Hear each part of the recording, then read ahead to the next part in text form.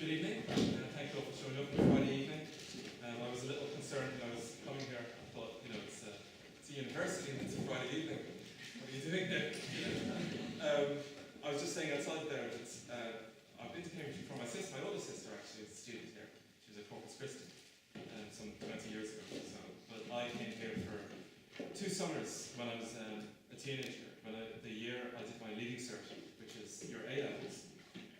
I came here to where I worked in Ladbrokes on Drummer Street. That's the street? Drummer Street? I worked in Ladbrokes and I got my leaving cert results when I was here, which got me into university. And I came back the following year as well. And I also worked in a hotel here, whose name I can't remember, which one of the names. So I have experience of being here. It's nice to be back.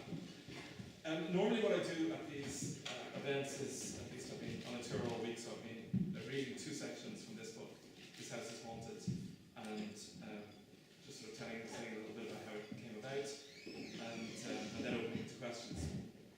But I think tonight I might just slightly change it. I think I'm only going to read 1 section, because I think I might start by, I'm assuming that since I'm at a university, and since you're all here, I'm assuming that there are people here who are writing, and perhaps writing novels, and looking towards a future in the publishing industry in some way.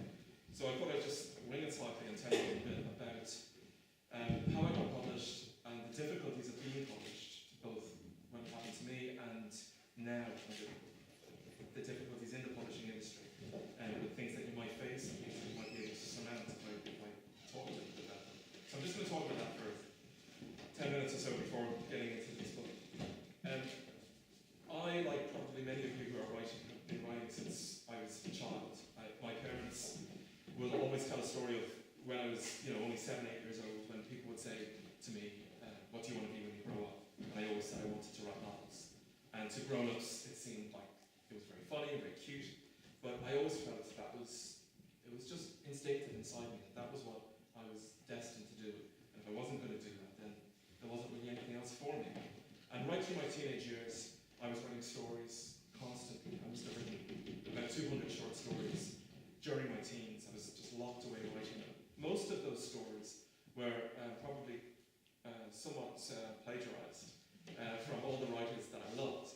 You could go through the stories I was writing when I was 14, 15, 16, and you could probably say, okay, well that was when he was reading J.D. Salinger, and that was when he started reading Philip Roth, and this is when he started reading John Irving, and I think I was perhaps quite a good literary equivalent of a mimic, which is okay, I think, because when you're young, that's what you do.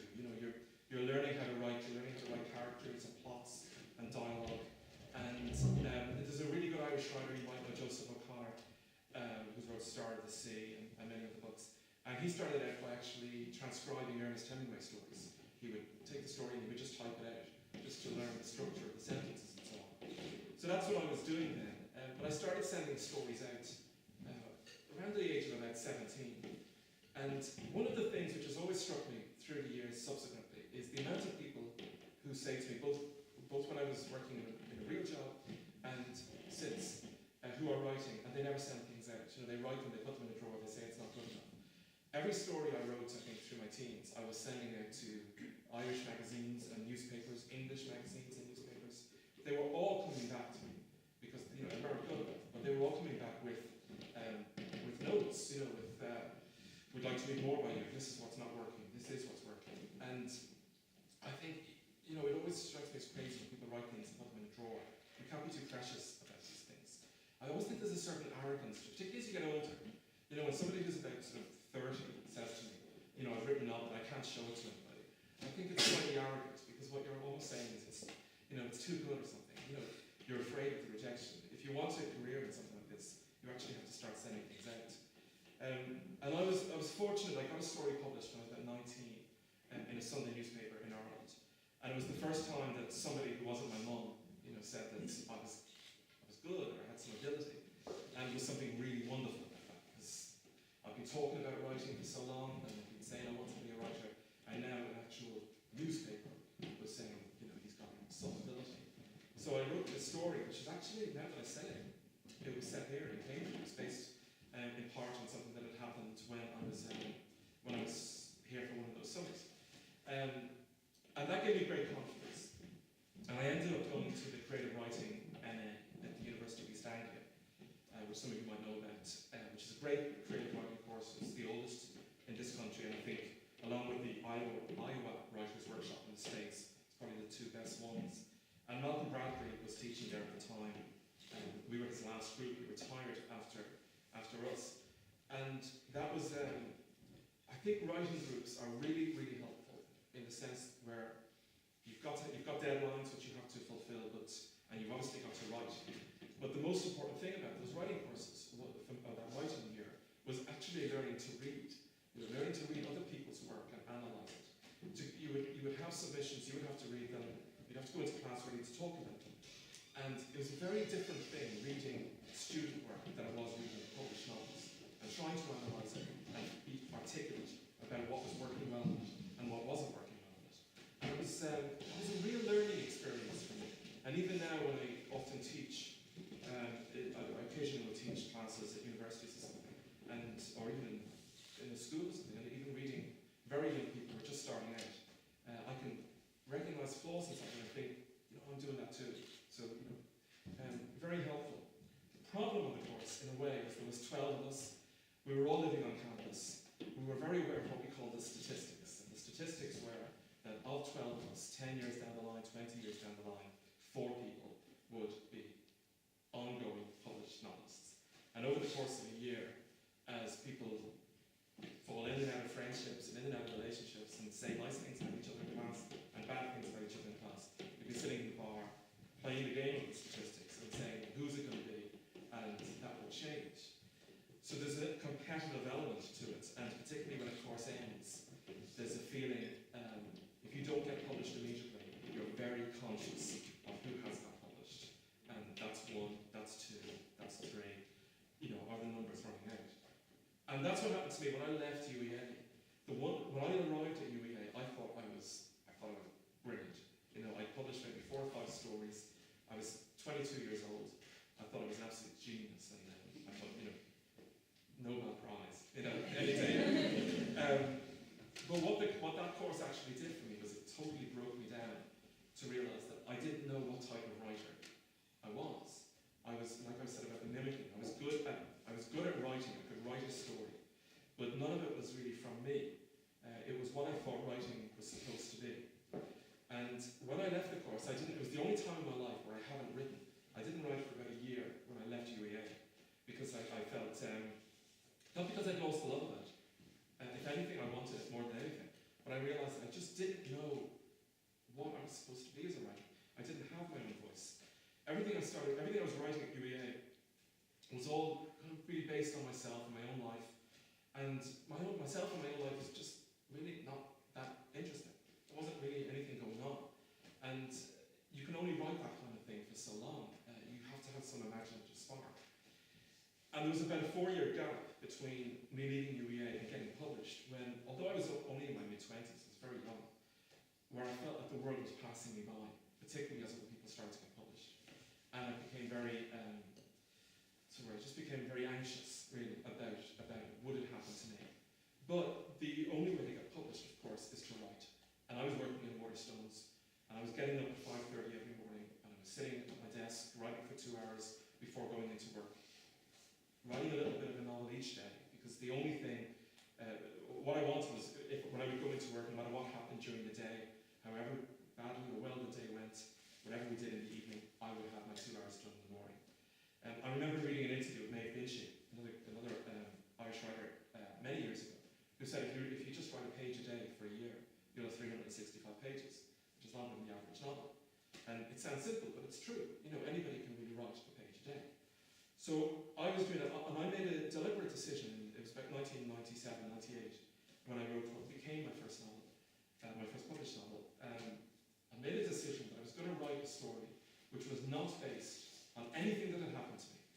It was not going to include any references to my family, to my friends. There was going to be no in-jokes. There was going to be nothing that anybody who knew me could read and see anything in more than a stranger could see. And I set myself that task because I realised that what I needed to do was stop writing for just my mates and start writing for an audience who didn't know me. And that was the novel I published. But, and this might happen to some of you if you do write, I was in a dilemma because I had written a novel just before this, and I had sent this novel to an agent in London with the outline and the opening chapters of what became The Thief of Time. And he called me up and he said, this novel you've written, it's good. I'm not sure if it's going to get published. The outline and the chapters you've written of this, I think, show real potential. And you only get one shot at going out to the publishing industry for the first time and being a brand new voice. He said, I like your work, I'm willing to represent you, I'll take you on. But you've got to decide. Do you want to send this book out, or do you want to go away and write this one? So it's a tricky thing, because this was a Friday he called me, and I said I'll call him back on Monday. And over the weekend I thought, well, he could send it out on Monday, and who knows, I could have a publishing deal by Friday. My career could start. Or I could have to go away for 18 months and write something with no guarantee of anything. So it was a real tricky thing. But I called him up on the Monday and I said, well look, if I write this other book, could I send you chunks of it as I write? And would you give me feedback on it and tell me what you think? And he said he would. So I said, all right, I will park this one and I'll write this one. And that's what I did. And that was the novel that got published. And that was 15 odd years ago or something. And he's still my agent today. So, sometimes making a tough, hard decision like that is a thing you have to do. I got my first two novels published, and this was at the start of 2000, 2001, 2002. And one of the hardest parts of the publishing industry today is that there are what I call the chosen ones.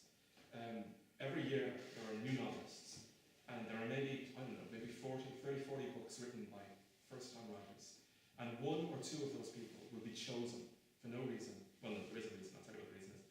But they will be chosen by the media, by the publishing industry, by the book chains, and they will be chosen as the people that everybody should be listening to. They'll be put in the promotions, they'll be invited to all the festivals, and everybody else will be ignored. And most of the time, those people are chosen because of what they look like. It's as simple as the truth. They're chosen because of what they look like. There's a very famous novelist who got published for writing to another famous novelist and using the phrase, I don't look like the back of a bus. That's the way the publishing industry can work.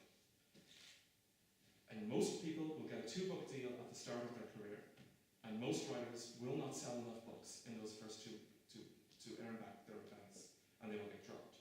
And that's what happened to me. I published my first 2 books at a publisher in England. They sold about 8 copies between them, and they said, goodbye, show me the door. At that stage I was 29, 30 years old. I felt like my career was over before I'd begun. And it wasn't because the books were terrible. They weren't magnificent. They weren't like the Book of Rolsworth or something. But they were a first and second novel. And in the 50s and the 60s, publishers would build authors. You would be allowed to build a career. And that doesn't really happen as much anymore, and it's a terrible shame. So when that happened to me, I felt my career was over. I already knew people who that had happened to, and who had gone back to the day job. And they maybe published a novel or 2 and said, well, that's it, going back to the day job. I didn't want to do that. I couldn't do that. I couldn't imagine a life without writing. And I was determined to prove the publishing industry wrong, and to, just to, beat it in some ways. I think as a writer, what you have to believe is that if you believe that you are good, that you have ability, you have talent, then that will find its editor, it will find its publisher, and ultimately will find its audience. And if you don't believe that, then there really is no point writing at all. You have to believe that about yourself. That was a very rough time in my life. I left Dublin, then I went down to Wexford for a year, and I took a little house on the beach. I was broke, I was flat broke with no money. So I just rented a little house on the beach that was going to cost nothing, and dedicated myself fully to writing what became my 3rd book. I've been working for years in Waterstones, and it was taking over my life. I was working 12-hour days, I was managing a bookshop, because I could control that. I couldn't control what was happening in my publishing life, but I could control what was happening in the shop. So I made a decision that I had to take life, I had to do what needed to be done. I had to quit my job, I had to leave my friends behind, my family behind. I had to absolutely dedicate myself to writing. And that's what I did. And I went down to Wexford, I wrote another book, I got back into the industry, picked up by Penguin, very fortunately, because it doesn't happen all that often.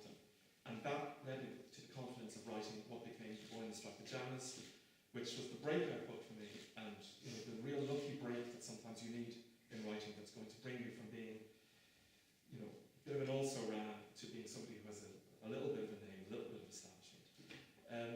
Buenos Pajamas came about in a very unusual way. I'd been a student of Holocaust-related literature for many years, since I was about 15. I was very interested in the subject, and I read very widely on it for a long time. I never thought I would write about it. I didn't think I would have any story to tell. I'm Irish, I'm not Jewish, I didn't have any family member who went through that time. But one of the things that happens sometimes is you get an idea, and it seems so powerful that you can't walk away from it. And the idea came to me on a Tuesday night in April 2004. And it was very late at night, just a very simple image of two boys sitting at a fence talking to each other. And I knew immediately where the fence was and what they were doing there. And when I woke up the next day, I thought, I've got to start writing this. I didn't know if it was a short story, it was a novel, what it was. And I wouldn't normally sit down and just start writing a novel. I'd think about it.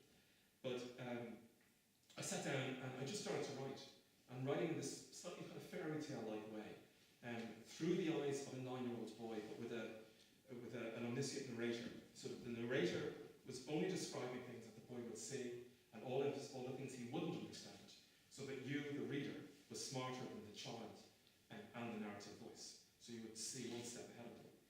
I started writing this on a Wednesday morning, and when Wednesday evening came along, I felt the story was pouring out of me, and that if I walked away from it, I was going to lose it somewhere. So I wrote all the way through Wednesday night. I wrote through Thursday, all the way through Thursday night, and on Friday at lunchtime, I finished the first draft. There were 50,000 words in 2.5 days, pretty much without stop. The only stop I did between, there's I think 21 chapters in the book, and I would stop between chapters and have a cup of tea or a sandwich or whatever. Well, not 20 sandwiches, but I didn't sleep. But I would stop. I can remember sitting on my couch in my flat and thinking to myself, and I think this is an important thing sometimes when you're writing fiction, thinking to myself, don't think about this. Don't analyse it. Don't intellectualise it. Don't ask yourself any questions about what's happening here, because there's something interesting and unusual happening. Just drink a cup of tea and get back to work. And that's what I did. Just got back to work. I finished it on the Friday, as I say. It was my birthday by chance. More ways than one. I went out with my friends that night for a few drinks, and I was really, really tired, obviously, but I told them the story from start to finish of the book. And they looked at me and said, don't know, that doesn't seem like it can work, particularly with an ending like that. I'm sure some of you maybe have read it and seen the movie and know how it ends. But I was sure it did. And all I wanted was to get some sleep and then get back to that manuscript and attack it. When I did that, I gave it to my agent, who gave it to the children's agent in the agency. And a few days later, the children's agent got back to me, and through the agent, and said that she'd been representing children's books this was the first children's book I'd ever written, representing them for the guts of 30 years, had read maybe 10,000 of them, and in all that time, this was the worst book she would ever read in her life. She said, nobody will publish this. She said, if you want to have a continuing career in the publishing industry, you need to just throw this away and never show it to anybody. And she told my agent, whose son at the time was about 9 or 10, that he would never give it to his son to read.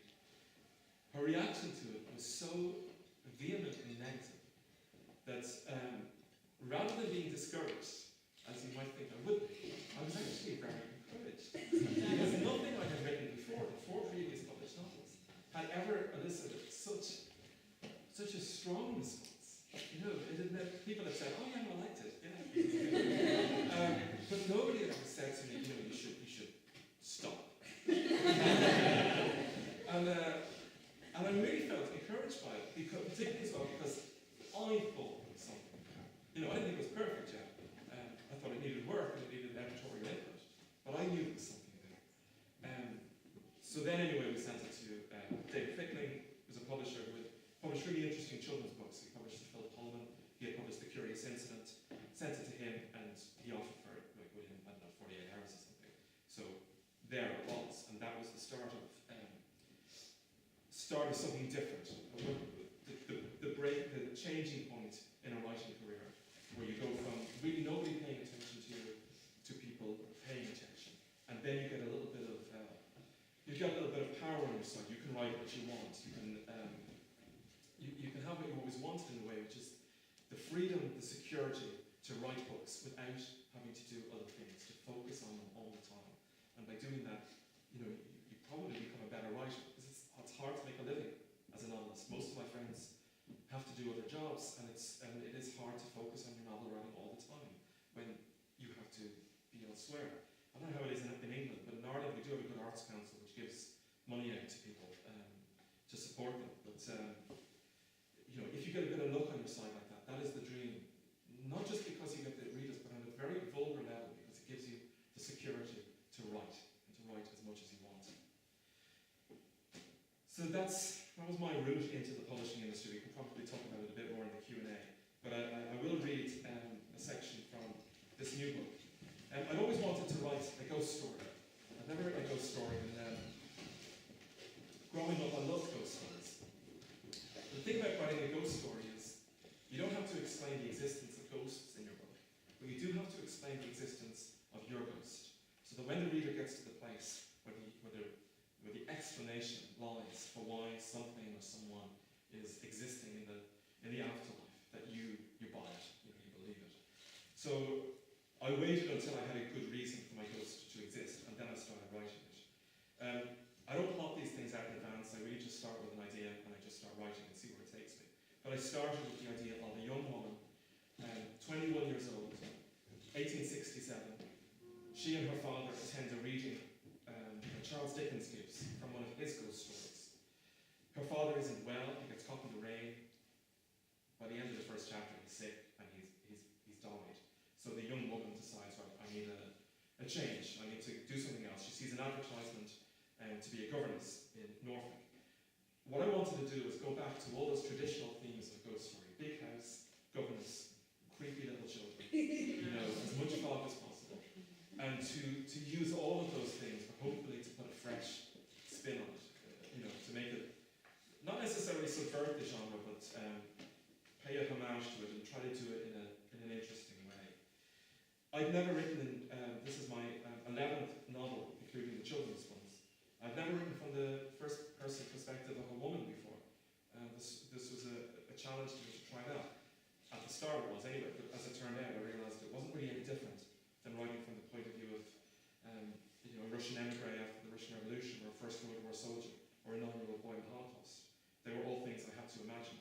And putting myself into Eliza's shoes was really just part of that. So this section takes place when Eliza arrives at Baldwin Hall, which is her new place of employment, expecting to meet her employers. The door opened and I turned, expecting to come face to face with my new employer, whoever he or she might be. It was not a man or woman standing there, however, but a little girl. She was about 12 years old, I thought, and very pale and pretty. Her hair was curled into ringlets that hung down to her shoulders and perhaps a little further. She was dressed in a white nightdress fastened at the neck and hanging to her ankles.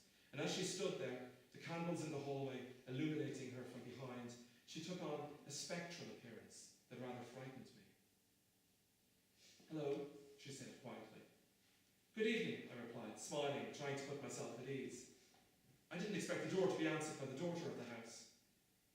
"Oh no? Who did you expect to answer it then?" "Well, the butler," I said, "or the maid." The little girl smiled. "We have fallen on diminished times," she said. I nodded. I had no answer to this. "Well then," I said, "perhaps I should introduce myself. I'm Eliza Kane, the new governess." There was an almost imperceptible roll of the girl's eyes, and she opened the door wider to let me in. "It's only been a few hours," she said. "Since what?" "Since the last one left. Miss Bennet. Still, at least she's gone. She wanted to go terribly. She couldn't, of course, not until she found someone to take her place. That was kind of her, I suppose. It does her great credit. And here you are." I stepped inside, uncertain what to make of this extraordinary speech. Looking around, expecting her mother or father to descend the staircase, I found myself immediately impressed by the grandeur of the house. As the little girl closed the door behind me, it sealed with a heavy sound, making me jump and turn round in fright, at which point I startled again, for standing next to her, wearing a similarly white, crisp nightshirt, was a little boy, perhaps 4 years her junior. I hadn't seen him before, and he'd been hiding behind the door. "Eliza Kane," said the little girl, tapping her index his finger against her lip. What a funny name. It sounds common. The working classes all have names like that, I think, said the little boy, scrunching his face up, as if he was almost certain that this was true, but not entirely so. I stared at him, wondering whether he meant to be rude, but he offered me such a friendly smile that I felt he was just stating the obvious. If we had to speak in terms of classes, then I supposed I was working class. I was here, after all, to work. Did you have a governess when you were a girl? He asked me then, or did you go to school?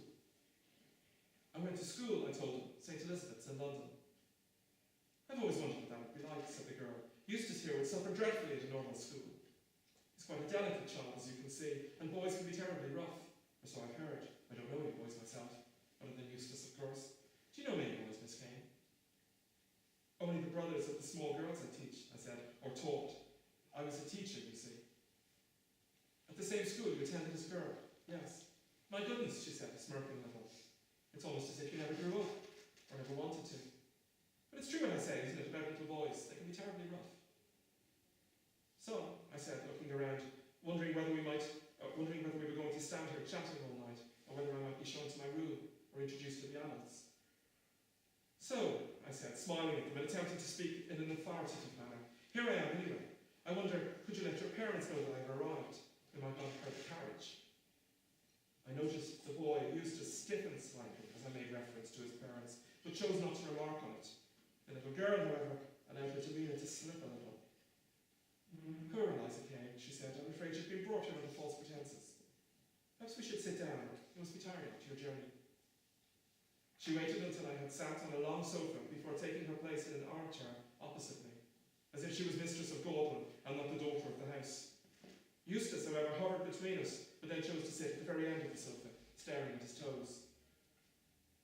Your parents are home, aren't they? I asked, sitting opposite her, beginning to wonder whether this entire position was some elaborate ruse designed to fool a grieving young woman for no apparent reason. Perhaps the family was comprised of lunatics. They're not, I'm afraid, she said. There's just Eustace and me. Mrs. Livermore comes in every day to take care of various things. And you've met Heckling, of course. He has a cottage out in the stables.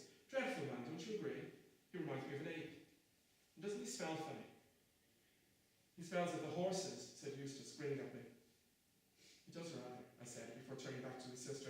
I'm sorry, I said, you didn't tell me your name. Didn't I? No. How rude of me, she said. My name is Isabella Westerly. I am named for one of the great queens of Spain. Isabella of Castile, I said, remembering my history. That's the one, she replied, apparently pleased that I knew to whom she was referring. My mother was born in Cantabria, you see. My father, on the other hand, was born here, in this very house. So you're half English, half Spanish, I said. Yes, if you want to talk to me in terms of fractions. But you don't live here alone, surely, I asked. Just the two of you. Oh no, of course not, said Isabella. We're far too young to be left alone. I exhaled a sigh of relief. Thank heavens for that, I said. Well, if your parents aren't here, then who is? You are, she said. Now that Miss Bennet is gone, you've taken her place. You're the only responsible adult here. But who takes charge of things? Who, for example, settles my accounts to you? Mr. Raisin. And where is this Mr. Raisin? He lives in the village. I can show you tomorrow if you like. Mr. Raisin settles everything. He pays the governess, he pays Mrs. Livermore and Heckling. He sees that we have our pocket money. And he reports to your parents, I asked. And this time Isabella shrugged her shoulders and looked away. You must be tired, she said. And hungry. I'm sure there's something in the kitchen if... No, I said, shaking my head and standing up. I've had enough of this for one night. No, the motion of the carriages will settle my stomach a little. Perhaps it would be for the best if you just showed me to my room. A good night's sleep will settle things, and then tomorrow I can find Mr. Raisin and get to the bottom of this business. We made our way upstairs, Isabella with her candle 3 steps in front of Eustace, Eustace 3 steps before me. I glanced at his bare feet. They were tiny, and he had 2 cuts on his heels, as if he had been wearing shoes that were a size too small. Who looked after this little boy? I wondered, if there were no adults around. This way, Eliza Kane, said Isabella, making her way along a corridor before opening a large oak door and stepping inside. Entering a few moments later, I appreciated the fact that she had used her own candle to light 3 more in the bedroom, and I looked around, able to see a little better now. It was a rather nice room, large and quite airy, and the bed looked comfortable. My sense of unease dissipated, and I felt goodwill towards the children in the place. Everything would be all right in the morning,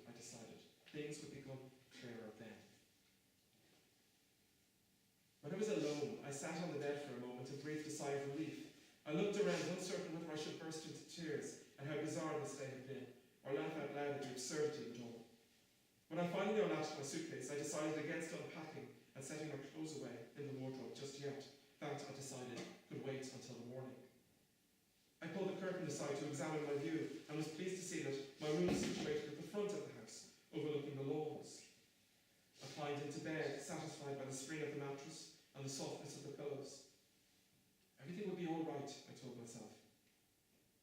I blew out the last remaining candle on my bedside table and pulled the sheets up about my shoulders, closing my eyes and allowing a great yawn to escape my mouth. In the distance, I could hear an unpleasant cry and wondered whether it was the horse settling down for the night. But then I heard it again, and no, it was not the sound of a horse. I could tell that much. It must be the wind in the trees, for it had grown even more blustery than before, and the rain was starting to pound against my window. I closed my eyes and sighed, stretching out my body, my legs digging deeper down under the covers. And I expected that at any moment my toes would touch the wooden bedstead, but they did not. And I smiled to realise that the bed was longer than I was, that I could stretch out as much as I wanted.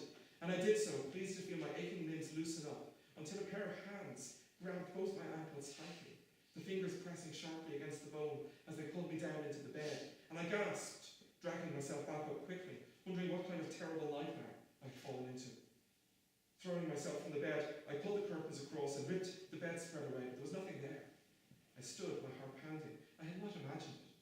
Two hands had gripped my ankles and pulled me. I could feel them still.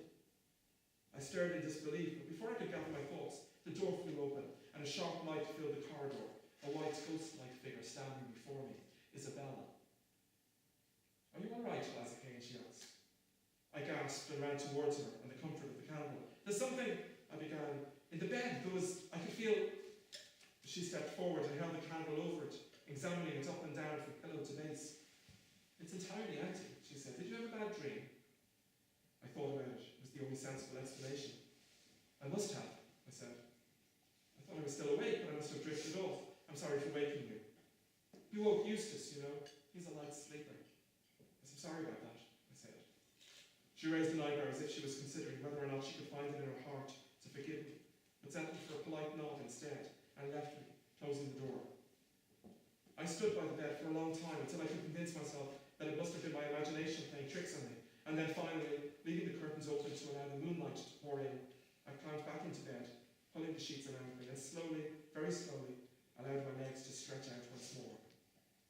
I closed my eyes, convinced I would never sleep now, but exhaustion must have overtaken me, for when I woke again, the sun was streaming through the windows, the rain and wind had dissipated, and a new day, my first at Broadland Hall, was upon me. So that's the first arrival of Eliza at the Hall, and all downhill, pretty much, from there. And what she starts to realise is that everybody in the village seems to know what has gone on in this house, and where the children's parents are, and where the previous governesses have gone, but nobody is willing to tell her.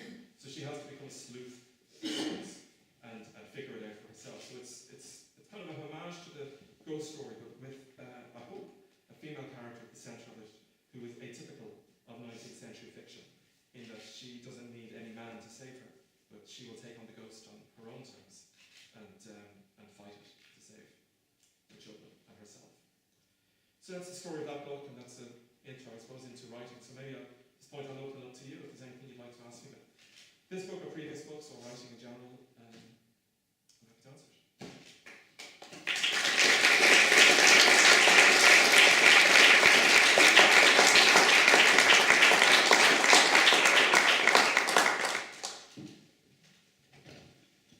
Yes.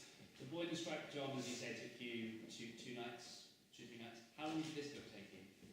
18 months. Well, the first draft of Boy in the Striped Pyjamas, yeah, but it was quite a short process in total. It only took about 8 months really to write from start to finish. Most of my books take about 18 months. I write a first draft very quickly. I write it over a space of about 2 months. I start from beginning, I go from beginning to end without ever going backwards. Just plough my way to the end of it. As I said, I don't plot the stories in advance. I only have a vague idea of what I'm writing about. So I just make it up as I go along and see where it takes me. And means at the end of that first draft, what I have is a manuscript which is a huge mess, but that I know inside it there's something waiting to get out. I often think of it like a sculptor with a block of stone, and you've got to chip away at the stone to find the statue inside. So I think this took about maybe 3 months to write the first draft, and then about a year to rewrite, and then a bit of editing of the editor and so on. So mostly, yeah, 18 months. Did you like the film adaptation of Strap Pajamas, or I mean, did you help with it at all? I did help, but I worked on the movie. There's the thing about having a film adaptation happen is that people always assume that you, as the novelist, have to learn to trust the filmmaker. It's actually the other way around. They have to learn to trust you, because when you sign that contract, when you sign it over to them, they own the rights, and you don't really have any right left on anything. And I knew from friends of mine who had movies made and who had bad experiences that I thought the way to approach this, because I wanted to keep involved, the way to approach it is to be a helpful and friendly presence at all times. Because obviously they want you to be on side, but if you cause any trouble, they'll just say, get lost. So Mark Herman, who wrote and directed it, he sent me every draft of the screenplay as he wrote it, which he wasn't obliged to do. And every time I would get it, I would respond to him on it. I would focus on what I thought was working well. I would frame my response in a very positive way, and then say, here's a few thoughts, of things I wasn't sure about. Some of which then he took on board, some of which he didn't, which is fine. And in behaving in that way, I formed a really good relationship with him and with the two producers. So in the end, I ended up on set for the whole thing, and even when the thing came out and we were travelling around to film festivals and touring it for about 3 or 4 months, I was on the road with them, which is very unusual for a novelist. So it was a brilliant experience. Not the kind of experience that I think people generally have. The only other experience I've had since then of something that was made on a much smaller scale was a short film of a short story of mine, which was made by a student in Australia.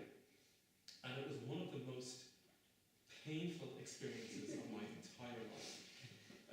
And it's weird, you go through an experience with Miramax and Disney and movie stars, and it's a smooth ride. And then you get somebody over in Australia who's working off, $10,000 budget or something, and it just makes your life a misery for 3 solid years. So, that's the way these things can sometimes work. Yes. You talk about the idea of objectivity and trying perhaps to write a book about something that you don't hold personal, something Yeah. that but within that you must have a certain amount of passion. I mean, to sit down and write a book within 3 days and then to continue ploughing with it for 18 months. So how do you strike that balance? Well, no, it's personal to me. I take it very seriously. It's very personal to me. What I mean is I don't include myself in the story and my life. I don't write for my friends and my family. Some writers do that, and they do it very well. I mean, Philip Roth pretty much spent his career writing about himself, and it worked very well. One of my favourite writers, John Irving, has written many books which are really based on his own experiences. I mean, there's no right or wrong way to do these things. But I felt for myself that I needed to take a distance from the stories and just really use my imagination. Of course, a lot goes in subconsciously. You can't write these things without part of yourself going in. Particularly the books I've written for young people, where they always have an 8 or 9-year-old boy at the centre of them. And of course, I've been an 8 or 9-year-old boy. In fact, I was both. So, I do know what those are. But the adult books I never do. Like I mentioned, I haven't been a soldier in the First World War. I haven't been a young woman in the 1860s. But I do know what it's like to be a kid. So I guess more of myself goes into those stories. I've never written about Ireland, and I don't think as a writer that you should feel obliged to write anything. You write what you want to write. I always thought in terms of writing to say about Ireland, which would, by its very nature, bring more of myself in, that I would only do it if I had a really good story to tell, because so many Irish writers do it very, very well. And, I've got my own little world going on. And that remains the case. I'll write about it if I have a really good story to tell. I think this is slightly sidetracked from your question, but coming from Ireland particularly, I find when I travel, when I'm doing festivals and things and doing interviews with journalists, they always say to me, why don't you write about Ireland? And I think one thing about coming from a small country is people expect you to write about it. If you come from America or from Britain,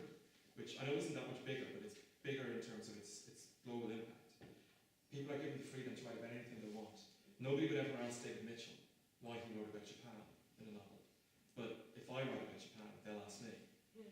And I think that's not fair, that Americans and British people are given the freedom to write anything they want. But people from smaller countries are expected to just write about their own experiences. And I choose not to write about that. I choose to write about whatever I want to. Sorry, it's all about the boy in striped pajamas, isn't it? When the boy in striped pajamas, you said that you wrote it in the 3 days. The first draft. Then did you have to go back and historically research it and then add the details in? Because when I was reading it, it didn't strike me as incorrect in any way. Well, the thing is that I knew quite a lot going into it. I had been, that was the subject. I'm not sure if I've been touring all week, and I find I might be about to say something I've already said to you. That I've been reading about the Holocaust. I read so many biographies, non-fiction, it was almost like an obsession of mine for 15 years, that I was just reading all the time. All those years I worked in a bookshop, and there was new books on the subject. I was writing about it. I was reading about it. And Ireland doesn't have a very proud history when it comes to the Holocaust. We stayed neutral during the Second World War, despite the fact, of course, that had Hitler invaded England and won, well, what's the next country on? And we didn't. The church in Ireland was incredibly negative towards Jews at the time. The church in Ireland was incredibly negative, and they don't have a proud history anyway. But invite me back for that one. So it was just something that I was very interested in. So when I wrote the book first, there was a lot of knowledge that was in my head. But when I finished the first draft, and actually it's the same, any of the books I've written which I've said in the past, only when you finish the first draft do you know the things that you don't know, and that you then have to go and find out, and make decisions about. I was making decisions about, I knew about Auschwitz at first, but I didn't know about the geography of the camp. And in those 2.5 days writing, I was not going to distract myself from the story by going and doing research for that. The story was too important to stop in case I lost it. So, and even now when I write historical, I'll often put in the first drafts brackets, and I'll put a note to myself about something, it's just not important right now, but this will be something you'll need to know. So that's generally what I do. I do research at the start until I feel it's instinctively that it's time to put that away and start writing. And then I put it all off the desk and I just write. And then I go back. Do you ever write with a film adaptation kind of in mind? And do you think, is that something you kind of consciously consider? I think the worst thing you can do as a novelist is to do that. If you write with a film adaptation in mind, then you're not writing a novel at all. It's the most cynical way you could work. I don't write novels as source materials for movies. I write them to be novels. And actually, I've written the kinds of novels which are very difficult to adapt because most of them would be incredibly expensive. Because most of them take place over long periods of time in many different parts of the world. And they would cost hundreds of millions or something. Striped Pajamas didn't. Striped Pajamas cost $11 million to make because small cast, one small setting, so not that difficult. Cost $11 million to make. It made $55 million around the world, and of course it's still in the. I can never remember which is the black or the red is the negative, but anyway, it's still in the. Doesn't make any profit. I don't know if any of you are mathematics students, but you might want to explain that to me if you are. This one, for example, would be easy enough to make because it's a small cast and it all takes place in one house, basically. But no, I never think about it at all, and I've got other things optioned. There's my previous novel, The Absolutist, is the screenplay for that's been written at the moment by the guy who did A Single Man, movie, Alfred, and it takes up about one thought in my brain every month. I always feel if I continue in the cinema, the curtains are opening. Why worry about it? I'm not a filmmaker, I'm a novelist. So. Yes. What do you find more challenging, writing for children and young people, or writing for adults? And do you consciously know before starting a novel whether it's going to be geared towards children or geared towards adults? Well, I do consciously know because I alternate now. I write one for children and I write one for adults. And when I'm finishing up one, I'm thinking about what's the idea for the opposite book. And I sometimes think that novels are written certainly the ones I wrote, I sometimes think they're written almost in reaction to what you've written before. Because the previous adult novel I wrote before this, The Absolutist, is a very serious, very sad book set during the First World War, and it's a first-person narrator who's very regretful and filled with shame. It's very bleak. And I spent 18 months writing about the First World War and the trenches and all that, and then I wrote a children's book, which was full of jokes. You know, a book about a boy who floats, who doesn't obey the law of gravity. And the brain, for me, it's a wonderful change to do that, and I think the books are better for that. I don't find one more difficult than the other at all. They're exactly the same level of difficulty to write. And I don't set out to write a children's book simplifying the language, making the themes easier. In fact, when I look at them now, the themes of the children's books I've written are actually more serious in many ways than the themes of the adult books. The only difference I find, and I recognise this now after 8 adult books and my 4th children's book about coming out later in the year. When I look at it now, what I realise, which I didn't realise before, is that the adult books are almost always written from a first-person perspective. So I try to get right inside the psychology of the character. And the children's books are always written from a third person about an 8 or 9-year-old boy, and as I mentioned earlier, the distant narrative voice. So I feel I can get inside the person for the adult books, but for the children's ones, I need to kind of keep a distance in some way. I don't know why that is necessarily, but with Striped Pyjamas particularly, when I fell into that way of writing, which, you know, I feel is slightly original to me anyway, it just works well for me and I feel comfortable with it, and I think it's interesting. So that's the way I approach it. Yes? I have a simple question. So what inspires you to write this sort of novels? So to write a bestseller book, or just to send your message to your reader? Well, you can't write a bestseller. These things come by chance, not by design. You can't set out and say I'm going to write a bestseller. You have to write the story that is jumping up and down in your brain and says that it needs to be written and that you're the only person who can write this. And even when I've taken subjects which have been written about before, like how many novels are there about the Holocaust? How many ghost stories are there? But if you're going to do something like that, you've got to be the one who has a fresh way into it, with a fresh approach into it. I must admit, I don't really think about readers or anything like that. I write for myself. I write the story I want to write, and when I'm engaged in writing a novel, it's so wonderful. I feel so good about myself. I feel, it's like an endorphin rush. So I write what I think is going to be really good, and that hopefully people will enjoy. And sometimes they do, and sometimes they don't. And sometimes the books you think are great don't do as well as you hoped, and sometimes the ones that do not turn out as well as you might have hoped at the start seem to do better than you thought. So you've no control over anything. You've no control over anything in the publishing industry, except the words you put on the page. That's the only thing you can control. And if you live your life trying to write a bestseller or to be rich and famous or anything like that, or to have movies maybe, none of that's going to happen. All I ever wanted, and all I still ever want, is that at the end of my life there'll be a row of books on the shelf that I'll have read, and that will represent my work and what I did being alive, and that I'll feel proud of. Thank you. What do you usually do if, say for example, you're writing a book and in the middle of it you realise that perhaps you don't like it anymore, or if you just don't think it's going to work out? Does that happen a lot, or it doesn't, to be honest with you, because I've never abandoned a book since that one that wasn't published at the start, because I wouldn't start out in a book unless I felt absolutely sure that this was something I could devote 18 months of my writing to, and perhaps 2 years to talking about it, or when you're traveling talking about it.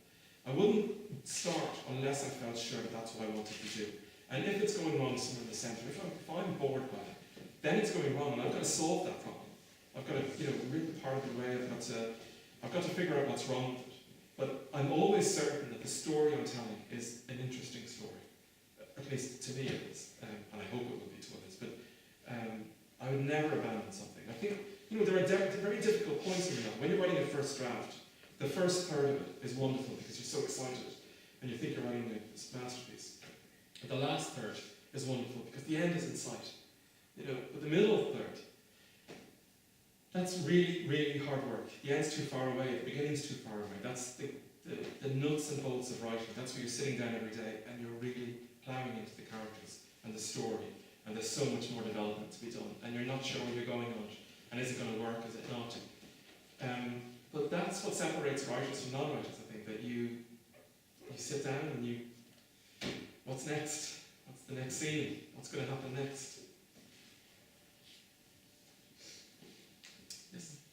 With the Kindle books that have really, become popular now, there's been such a saturation of the 99p books and the Yeah. free books. Is it more or less difficult now to get a high readership for your books than it was when it was just print books? It is hard to get, it's hard for anybody to get a readership. You know, the book chains have changed all as well. I used to work, I spent 7 years working in Waterstones. And one of those years I worked in head office in London in the marketing department. So I looked after Scottish marketing, Irish marketing, but was involved in all those 3-for-2s and all that sort of stuff. And the way we chose books for the 3-for-2s then is very different than now. You know, this was like the late 90s, early 2000s, and it was really about the quality of the books. And now it's not so much. You know, it's more about, you go into those 3-for-2s and it's, I don't know, somebody from Coronation Street or something with their mindless, boring autobiography, and it's all about celebrity stuff. It's all that all the time. And you go into the bookshops and that front of store space has to be paid for. It didn't used to have to be paid for. When you walk in, everything that's there is paid for by the publisher. And it's much more likely to be, I don't know, David Beckham than it is to be David Mitchell. Well, probably he would be okay, but, it'd be more him than a first-time novelist. So it is hard to get attention. It's hard to get the media to pick up on your work. Like I was mentioning earlier, if you have a bit of good fortune on your side, like I got with Striped Pyjamas, where a book takes off, then people get interested, and you can build on that. But I know writers who have spent a career being ignored, and they feel like they're writing into a void, and you build up a sales record of very little, and so the book chains assume that you'll never sell books. But you could be writing something magnificent. There are people who publish novels, and every time they publish a novel, every newspaper will interview them. And they have nothing new to say, nothing. And it's just laziness. It's pure laziness on the literary editor's side, because it is easier to have this person in the paper again than to pick up, somebody who's on their third novel and is doing really interesting work. And I don't mean to sound like so downbeat about it and to be dispiriting about it, but it can be very frustrating. And I've been frustrated in my time. I have many friends who are incredibly frustrated. You see books and people being rewarded, which are just not good enough. There is a lot of emperor's new clothes out there. And but a point comes where you have to say, look, if I'm getting published, if I'm writing books, if I'm given that opportunity, is that enough? And I think it isn't. And maybe they'll reach you 100 years after you're dead. That's not much use for your bank balance, I suppose. It's got to be about the books at the end of the day. It's got to be about the stories you're telling, the words you're writing, the sentences. Yes? Oh, sorry. One more. One more, if anybody has another one. Or not, if they don't. Yes? I was just wondering, you said that there were 12 people on your course, and Yes. statistically only 4 of you would get there. I was just wondering if the others did, and if you still speak to the ones that don't, and is that difficult if you're the one that... Of course I don't speak to the ones who don't.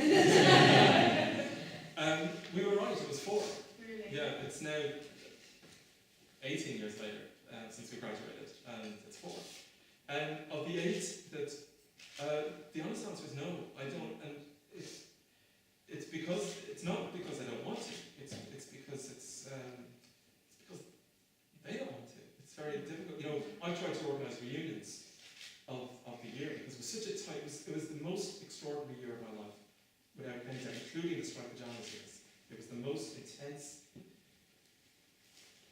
difficult year I've ever gone through, and I think ever will. And I tried to organise reunions, but it might be very, I can see how it can look very arrogant to be the guy who is published in the books, trying to organise a reunion, and then sitting in the bar with them saying, so what do you do now, you know? But there were some really good writers on that course who didn't get published, really good, really strong writers. But there was also people on that course who were strong writers, but who left the course and just went home, you know, who didn't continue to write, or who sent a book out, got rejected, and said, that's me. So look, you know, not my fault. I got rejected at the start, I got dropped after my first 2 books. I continued to write. One of the other 4 people who are continuing to write had the exact same experience, got dropped after 2 books, fought her way back in.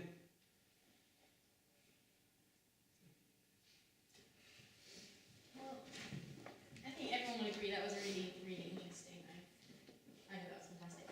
And John Boyne, thank you so much for coming. He will be signing copies of books in the bar afterwards. Heifers have a book stand, so do go and sort of see them and buy some books. I'm sure that would be fantastic. Yes, thank you. Thank you all for coming. Oh, and also, next week we have on Monday David Moyes, who currently should need no introduction. If he does, he's the manager of Everton who's going over to Man United. On Tuesday we have Sir Daphne Stewart, and on Thursday we